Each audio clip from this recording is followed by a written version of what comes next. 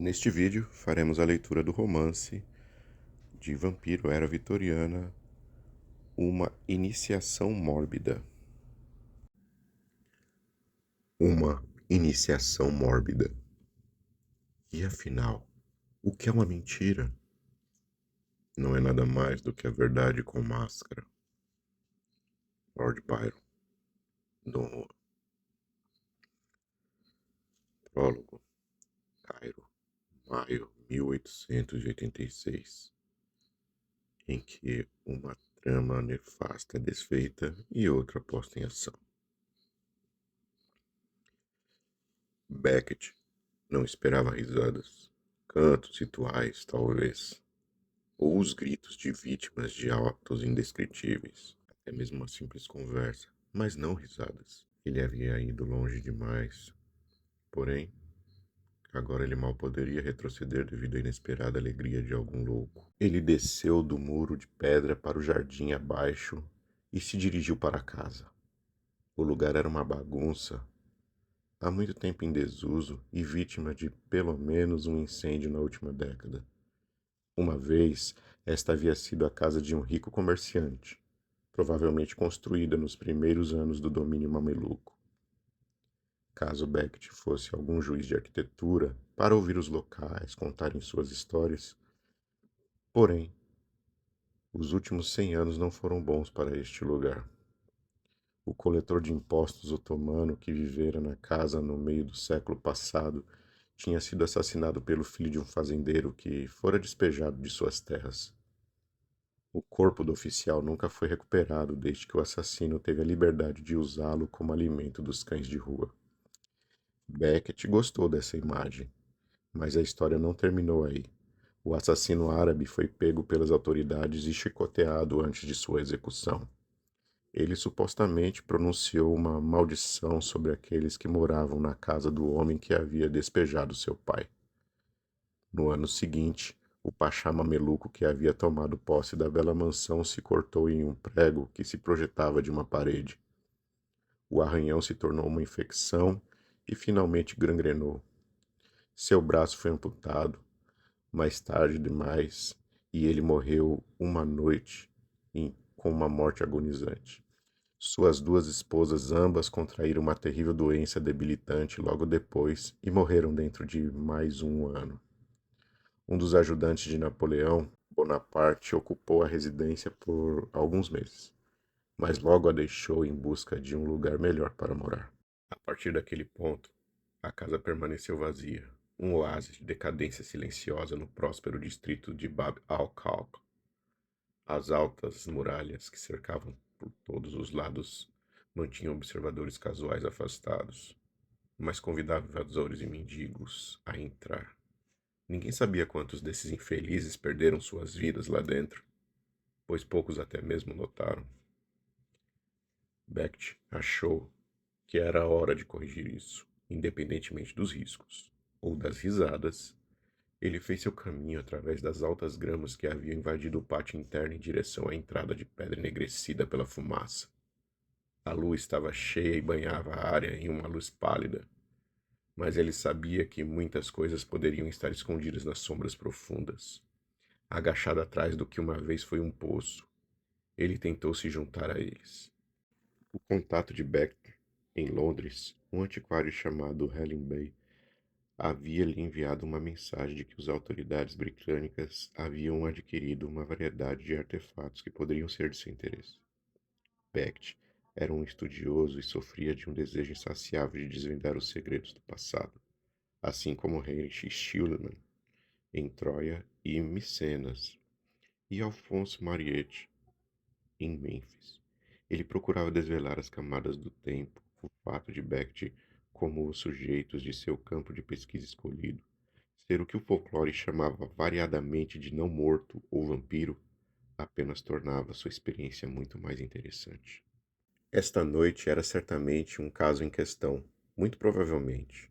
Os arqueólogos britânicos que haviam coletado relíquias de uma tumba a leste de Luxor pensaram que os desenhos únicos indicavam uma dinastia ou um culto, até então desconhecido.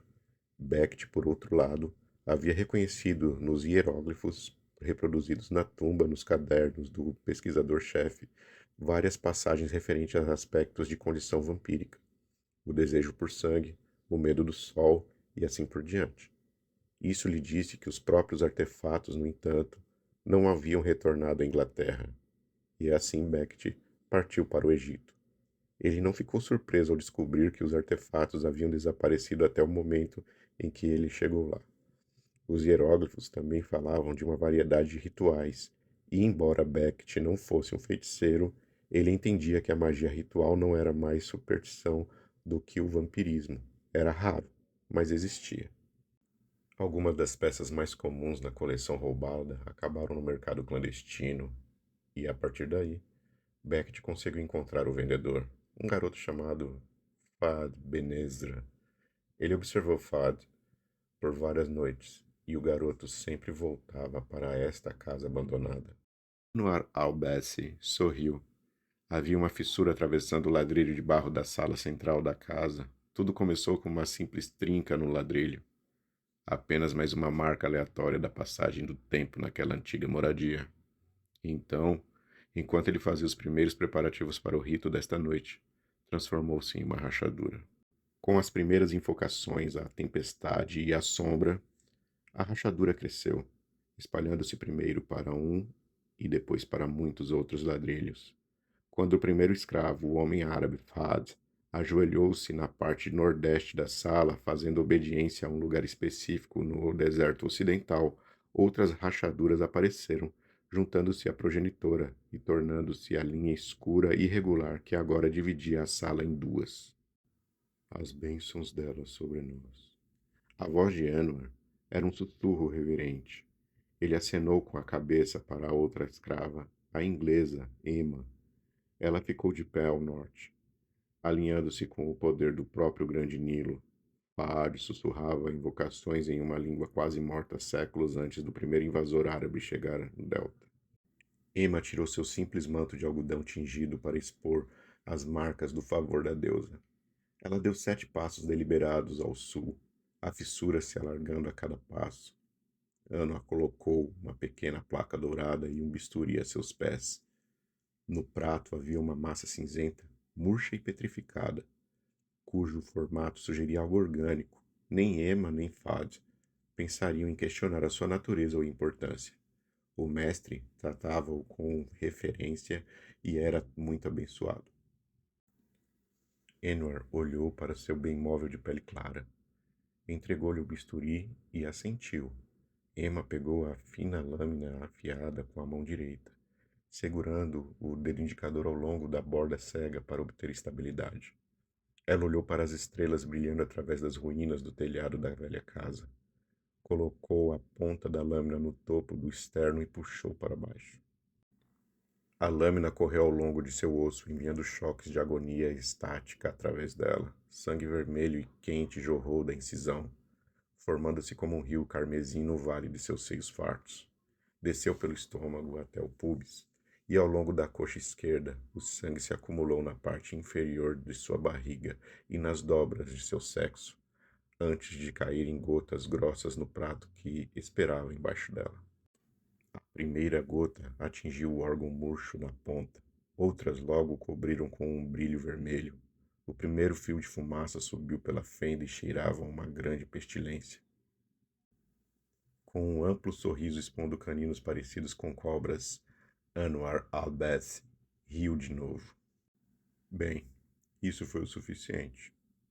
Agachado nas sombras que se reuniam entre as ruínas do último andar da casa, Beck tinha uma boa visão do ritual que acontecia no andar de baixo. Ele apenas assistiu até agora, fazendo anotações e procurando uma oportunidade fácil de reunir o que precisava.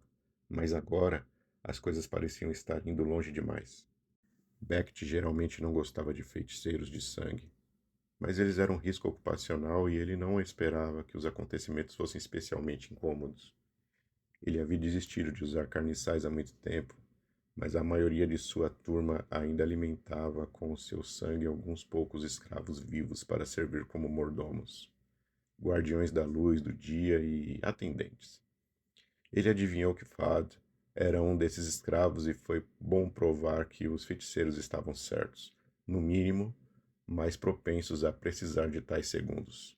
O fluxo de sangue escorrendo pelo peito da mulher nua era um pouco mais problemático.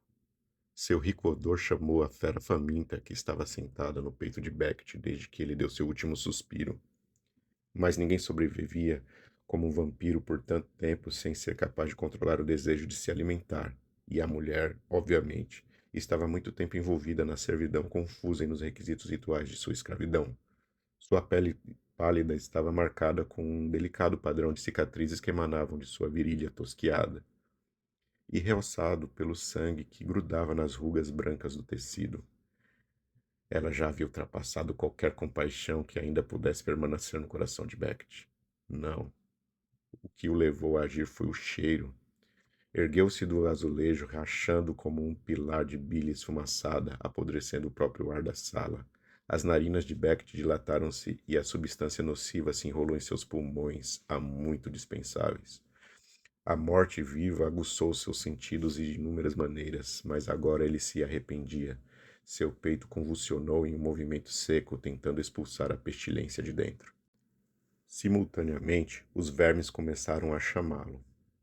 Beckett era uma coisa da noite e há muito descobriu que tinha uma empatia única pelas outras feras que faziam dele seu lar.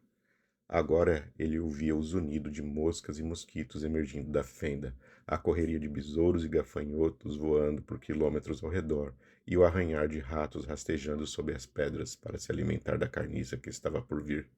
Ele pulou. O intruso estragou tudo.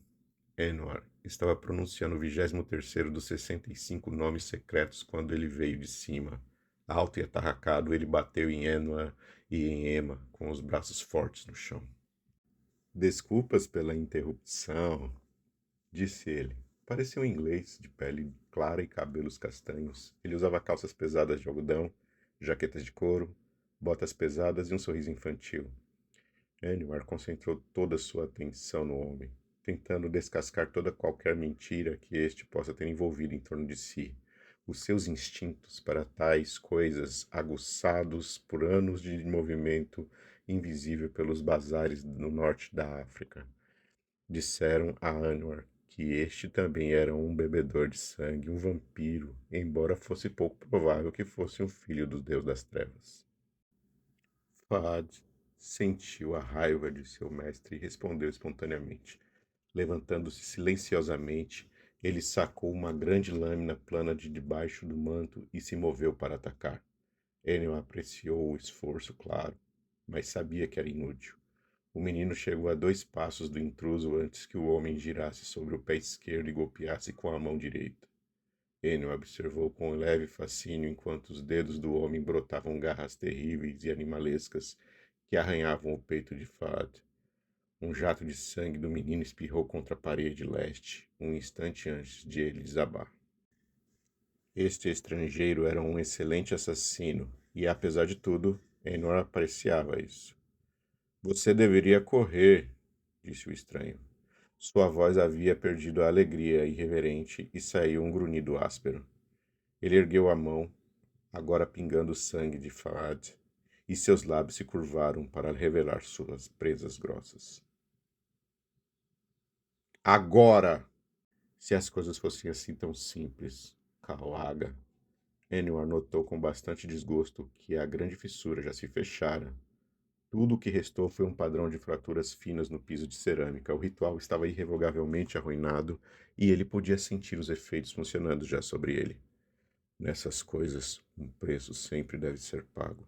O estrangeiro devia ter esperado um ataque, porque atacou Enwar com uma força que realmente falava de sangue potente.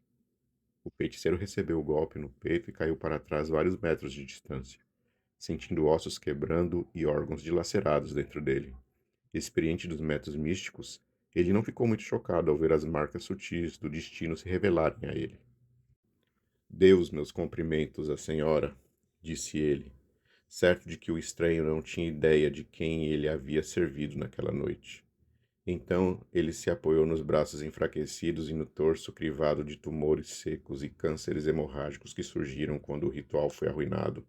Cedeu e se separou de sua pelvis quebrada. A escuridão então o tomou, e Edmund Aldesse apodreceu com um sorriso no rosto. Beckett levou algum tempo para inspecionar a câmara ritual. A mulher que ele atacou estava inconsciente, mas respirando. Supondo que ela estivesse ligada ao ritualista principal, ela provavelmente enfrentaria uma fase difícil. O sangue vampírico era altamente viciante para os vivos e quando o vampiro em questão era destruído, deixava o mortal desolado e sozinho. Fad, que o trouxe até aqui, estava bem morto, e o próprio ritualista era apenas uma pilha de cinzas agora. Mas isso não significava que a mãe não estivesse interessada. Beckett reuniu todos os artefatos que pôde e então examinou as paredes detalhadamente.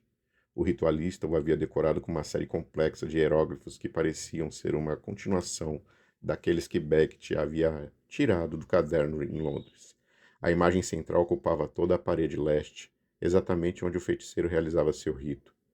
Era uma figura feminina no típico perfil retorcido dos hieróglifos, sentada num trono. O que havia de interessante nessa mulher, porém, era que, em vez de uma cabeça, ela tinha um disco preto nos ombros. Exceto pela sua cor, poderia ser a imagem solar, porque tinha raios longos que alcançavam uma variedade de figuras menores. Eram homens humanos, provavelmente servos, que carregavam grandes cabeças de animais nos ombros. Foram essas cabeças que foram conectadas por raios negros ao disco cabeça da mulher. Beckett nunca tinha visto essa figura antes, mas algum instinto lhe disse que valia a pena lembrar. Ele estava fazendo um esboço quando o tiroteio começou. Quando a bala atingiu seu ombro, Beckett se amaldiçoou por ter se distraído. Ele se virou, o tiro doeu, mas seria preciso muito mais do que isso para detê-lo. E viu um homem de meia idade com o uniforme de um regimento de cavalaria britânico. Ele estava segurando uma pistola fumegante. Afaste-se da minha esposa, ele disse em inglês. Tenha cuidado, Coronel Blake, veio uma segunda voz, dessa vez com um forte sotaque egípcio. É um demônio. O árabe com o dom da hipérbole era um homem religioso, vestido com roupas tradicionais esvoaçantes. Ele segurava uma tocha simples que lançava uma luz bruxuleante na sala. Isso está ficando fora de controle, decidiu Beckett. Ele pegou a mochila onde havia colocado os principais artefatos e correu. Blake atirou nele novamente quando ele pulou por uma janela alta, mas isso não o impediu. Mais uma história estranha das colônias.